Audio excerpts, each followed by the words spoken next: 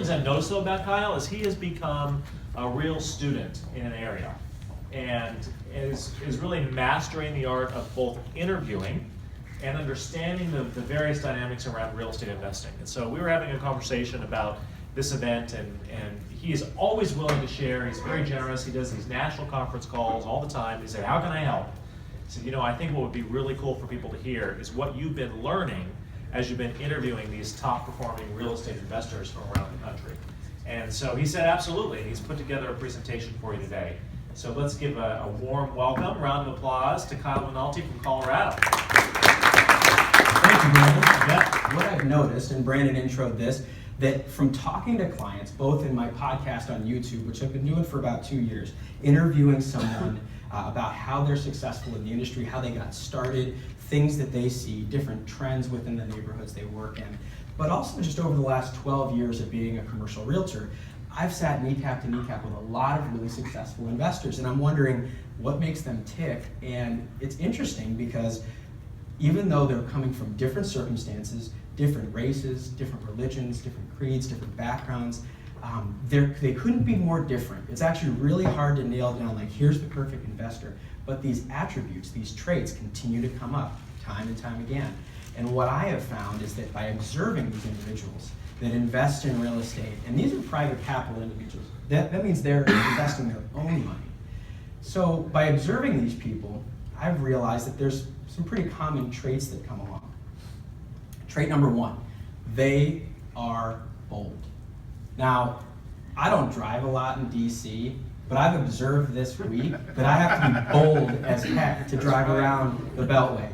All kidding aside, I actually was born in Fairfax County, but my family relocated out to Denver when I was in 8th grade. So I never really got the ability to drive in DC, and holy cow, that is a full contact sport. Just amazing stuff, and I'm sure you guys understand. So they are bold. What you see in front here is the majestic buffalo, which is native to Colorado. Buffalo are a real interesting animal. Buffalo have some really intricate traits, and they've actually been on the endangered species list for a while. And Colorado as a state is one of the only areas where you actually find buffalo alongside cows. And my career coach is a guy named Rory Vaden. Rory's in Nashville, Tennessee now, but he grew up in Colorado. And Rory observed this and put it in his book, Take the Stairs, which was a bestseller 3 years ago. And Rory talks about buffalo and cows. Colorado has this really unique topography. If anybody's ever been to Denver, you fly in basically in the plains. In DIA, it's so far out, and everybody complains about that, but the city's growing towards the airport. On the west side, you have the Rocky Mountains, and that's one of the biggest things that we're famous for. So in the summertime, we get these vicious, violent thunderstorms. We get tornadoes, we get all sorts of crazy stuff. And pretty commonly, those storms come over the Rocky Mountains to the west and roll out to the Great Plains in the east. Now, buffalo react to storms a little bit differently than cows. Buffalo actually sense the storm, they see it, and they run into the storm.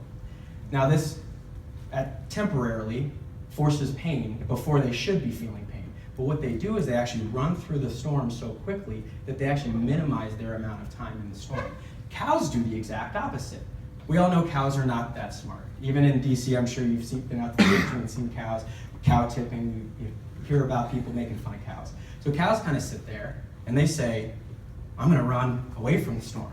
And they run and they run, and what they actually do is they maximize their pain within the storm because they're running and the storm is pacing with them. So they actually spend more time in the storm than buffalo do. And so the point I'm trying to illustrate, and the point that Rory illustrates in his book, is that you need to be bold. You need to start. You need to have something that you go and do. We're all gonna face challenges in life. We're all gonna face obstacles. And actually, as I was preparing for this presentation, I thought about it. Truly successful people actually embrace challenge and they embrace obstacles. And so what you do as the buffalo mentality here, you charge into that storm, figure things out, and move on.